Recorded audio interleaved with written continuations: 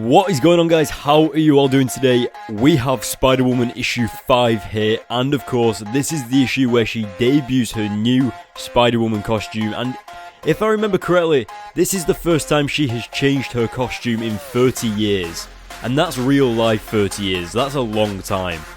Either that or it's 300 years, but I highly doubt that. But either way, it's a pretty awesome costume. I'll probably give my thoughts on the look of the costume and stuff like that probably towards the end of the video or during my review of the comic, but as of right now I kind of have mixed opinions about it, so yeah, before we get into any of that, let's begin the issue anyway.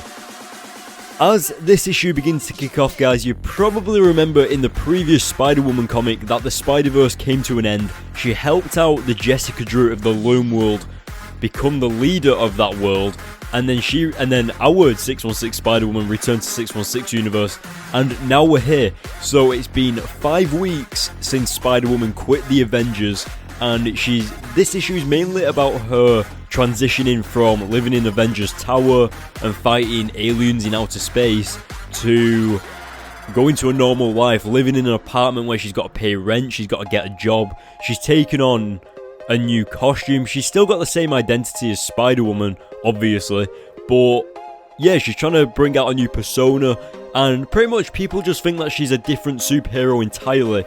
And as you can see here, people are still questioning why she quit the Avengers, and I have a slight feeling that we're going to be hearing that a lot in this comic, or especially in future comics, about how people are still absolutely gobsmacked at the thought of Spider-Woman quitting the Avengers, and obviously probably not agreeing with it, but you know what I mean. And she's also talking about how she's been extraordinary her entire life. She's been out with Hawkeye, she's dated superheroes, she's been fighting aliens, her parents gave her spider powers by injecting her with some spider serum or something to see what would happen, and now she's finally living a normal life, and that must be really interesting as a character for her, especially since she hasn't actually had a normal life. Now, something that I've thought of that's really interesting about Spider-Woman and of course Silk's comics is that you can compare her to Spider-Man. Now, of course, what I actually mean by this is that when Spider-Man has a run-in with the police, they actually try and arrest him, they pretty much shout at him and blame him for it, but when Spider-Woman comes into contact with the police, everybody knows who Spider-Woman is. She's a well-respected Avenger, she actually has, like a reputation, and when she actually has a run-in with a police officer, the police officer is more upset about Spider-Woman defeating the villain instead of letting the villain go up against her police force, because she was actually trying to train her police officers to take down a villain, and then Spider-Woman just comes in and takes the villain down for them.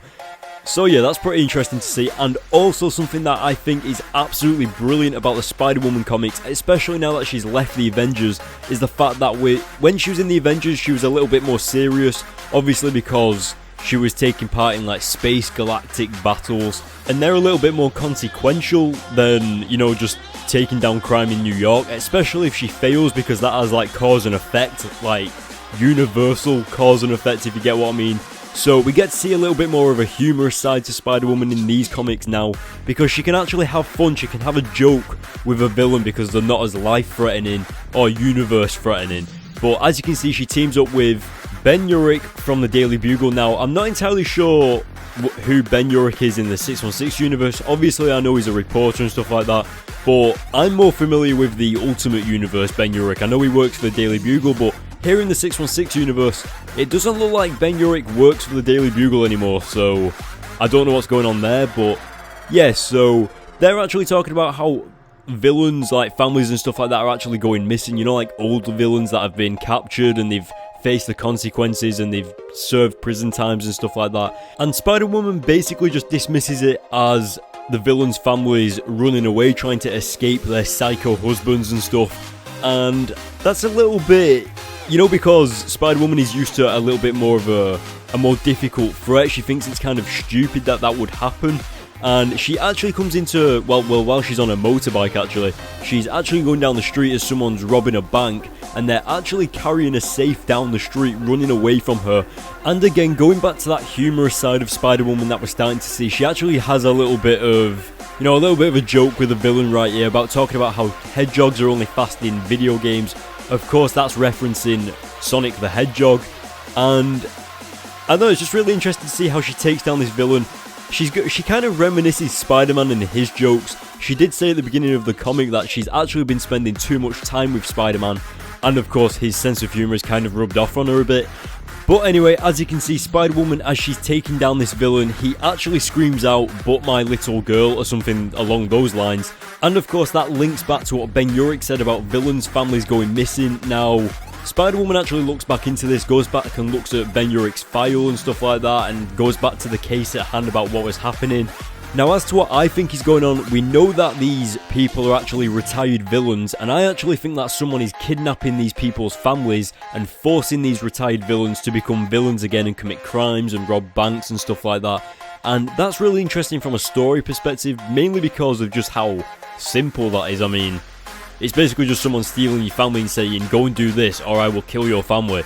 Like, it's not exactly a complicated story at hand, but then again, we are only in the early issues of Spider-Woman. But yeah, so it's going to be interesting to see how this plays out. It really seems like, Ben Urich is becoming Robin to Spider-Woman's Batman, if you know what I mean. So that's going to be interesting to see in future comics. But going on to the art style, I have to admit I didn't really like the art style at first, but once I actually picked up the comic and started reading it, the dialogue from the comic between the characters actually made the comic worth picking up. I mean, just because of the art style, I actually thought that I might not have liked it that much, especially Spider-Woman's new costume, going on to that as well.